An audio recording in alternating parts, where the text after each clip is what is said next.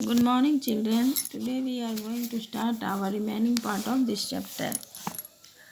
At that time, the coal mines in London were often flooded with rainwater, since mining was not possible without removing the water from the mines. This water had to pumped out from them. उस समय coal mines जो London में है वो क्या हुआ, rain water के साथ मतलब जलमग्न हो गया, बह गया। सिंस माइनिंग वाज मतलब उस तब मतलब माइनिंग पॉसिबल नहीं था बिना वाटर के, रिमूविंग वाटर के फ्रॉम द माइन। तो फिर उसे पंप के थ्रू बाहर निकाला गया। James Watt invention showed miners the way. He explained how the power of the steam used in steam engine could pump out the water from the mines. James Watt ने invention किया मतलब mines का रास्ता, उन्होंने explain किया कि कैसे steam power of the steam के यूज से स्टीम इंजन के मतलब थ्रू पंप से वाटर को माइन से निकाला जाएगा। Thus, James Watt steam engine marked the beginning of the machine age. उसी समय से मशीन एज का शुरुआत हुआ। It opened the door for other invention as well, the most important being the invention of the railway engine. सबसे main आविष्कार क्या था? Railway engine. Look at this picture. First steam engine देखो इस तरह था, पहला steam engine. In 1814, George Stephenson, a British engineer, made a locomotive which pulled 8 coal wagons at a speed of 6 km/h. George स्टेफसन ने 1814 ईस्वी में, जो ब्रिटिश इंजीनियर थे, लोकोमोटिव बनाया जो उसमें पुल 8 उसमें चक्के थे जिसका स्पीड था 6 किलोमीटर प्रति घंटा। Then in 1825 he invented the railway engine. 1825 ईस्वी में उन्होंने रेलवे इंजन का आविष्कार किया। Which pulled a coach with 30 people at a speed of 50 km/h। उसमें 30 लोग बैठ सकते थे और उसका स्पीड कितना था? 50 किलोमीटर प्रति घंटा। He is known as the father of the railway. उन्हें मतलब रेलवे का फादर के नाम से भी उन्हें जाना जाता है।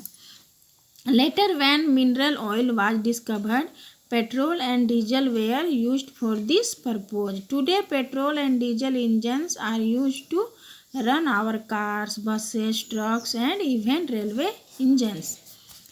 Look at this pictures. George Stephenson देखो यही थे।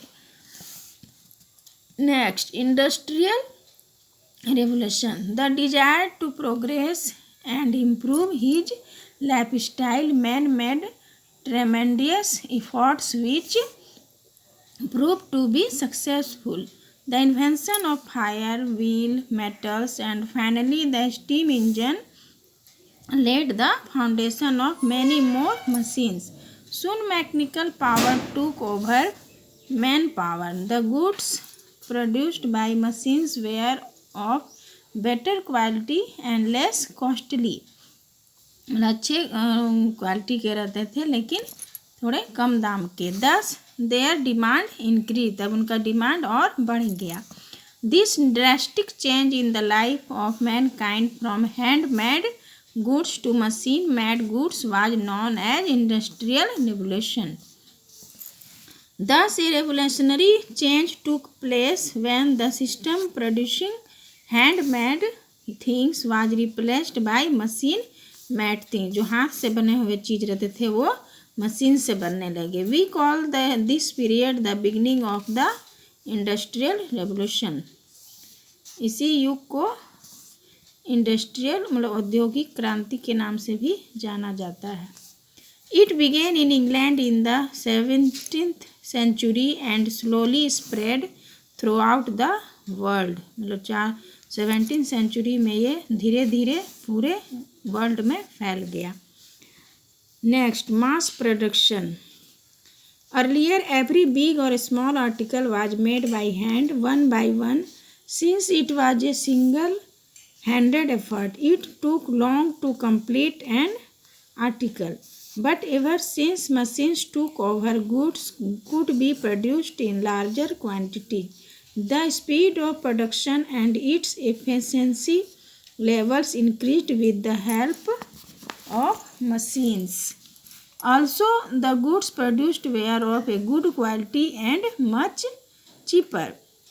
जो सामान प्रोड्यूस्ड होते थे वे अच्छी क्वालिटी के रहते थे और थोड़े सस्ते रहते थे. Then the invention of machines resulted in the growth of big factories and large industries. It gave employment to a large number of people. It reduced the cost, improved the quality of goods, and became more profitable for the owners. The produced goods were also cheaper for the consumers. Many factories were built in one place, so most of the workers preferred to live near it. This in turn gave rise to big city. जब machine the invention of machine का जब आविष्कार हुआ तो उससे बहुत बड़े बड़े फैक्ट्रीज, लार्ज इंडस्ट्री सब का विकास हुआ, जिससे बहुत सारे लोगों को एम्प्लॉयमेंट मतलब नौकरी मिला.